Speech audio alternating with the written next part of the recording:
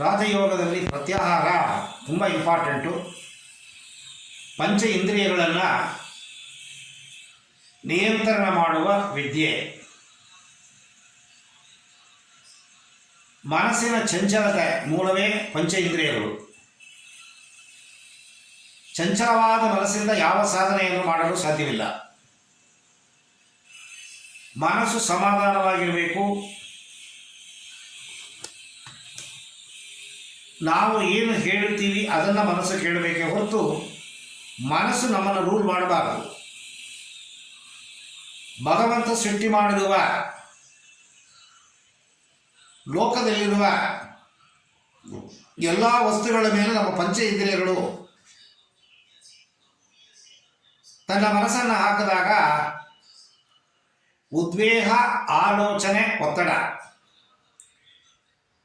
ಈ ಮೂರು ಬಂದಾಗ ಮನಸ್ಸಿನ ಚಂಚಲತೆ ನಿಮ್ಮನ್ನು ಒಳ ಮನಸ್ಸಿಗೆ ಹೋಗೋಕ್ಕೆ ಬಿಡೋದಿಲ್ಲ. ಧ್ಯಾನ ಮಾಡಲು ಸಾಧ್ಯವಿಲ್ಲ.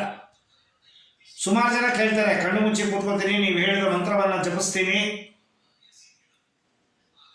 8 ತಿಂಗಳು 8 ವರ್ಷ ಆದರೂ ಏನು ಅನುಭವಗಳಾಗ್ತಿಲ್ಲ. ಕಾರಣ ಏನು ಅಂತಂದರೆ ಪಂಚ ಇಂದ್ರಿಯಗಳ ನಿಗ್ರಹ ಇಲ್ಲದೆ ಇರೋರಿಗೆ ಧ್ಯಾನ ಮಾಡಲು ಅಸಾಧ್ಯ. ಭಗವಂತನನ್ನು ಪಡೆಯಲು, ಭಗವಂತನನ್ನು ಅರಿಯಲು, ತನ್ನ ತಾನು ತಿಳಿಯಲು, ಭಗವಂತನನ್ನು ಕಾಣಲು, ಭಗವಂತನಾಗಲು ಮನಸ್ಸು ಶಾಂತಿಯಾಗಿರಬೇಕು. ಒಳ ಮನಸ್ಸಿನ ಒಳಗಡೆ ನೀವು ಹೋಗಬೇಕು, ಕಾನ್ಷಿಯಸ್ ಹೋಗಬೇಕು. ಅದಕ್ಕೆ ಮನಸ್ಸು ಶಾಂತಿಯಾಗಿರಬೇಕು. ಮನಸ್ಸು ಶಾಂತಿಯಾಗಿರೋದಕ್ಕೆ ಈ ಪ್ರತ್ಯಾಹಾರ ತುಂಬ ಇಂಪಾರ್ಟೆಂಟು.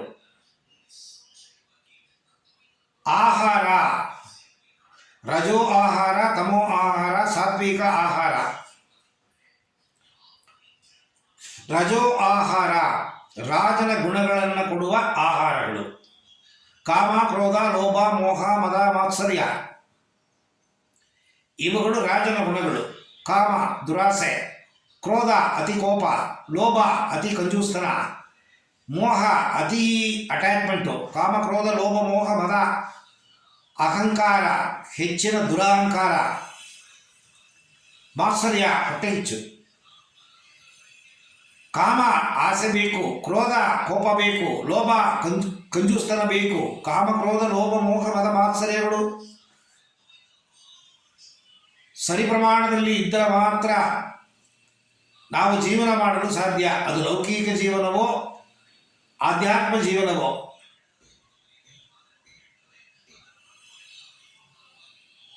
ಈ ಕಾಮ, ಕ್ರೋಧ, ಲೋಭ, ಮೋಹ, ಮದ, ಮಾತ್ಸರ್ಯ ಎಲ್ಲ ಯೋಗಿಗಳಿಗೆ, ಸನ್ಯಾಸಿಗಳಿಗೂ ಕೂಡ ಸೀಮಿತ ಇದೆ. ಆದರೆ ಅವುಗಳೆಲ್ಲ ಆ ಯೋಗಿಗಳ ಹತೋಟಿಯಲ್ಲಿರುತ್ತೆ, ಎಷ್ಟು ಬೇಕೋ ಅಷ್ಟು. ಆದರೆ ಮನುಷ್ಯನಿಗೆ ನಿಯಮಿತ ಗೊತ್ತಿಲ್ಲ, ಅದರಿಂದ ಮನುಷ್ಯ ಸಿಗಾಕೋತಾನ. ಯಾವ ಒಂದು ವಿಚಾರದಲ್ಲಿ ಹೋಗಿ ಸಿಗಾಕೋತಾನ, ಹೊರಗಡೆ ಬರೋಕ್ಕೆ ಗೊತ್ತಾಗಲ್ಲ.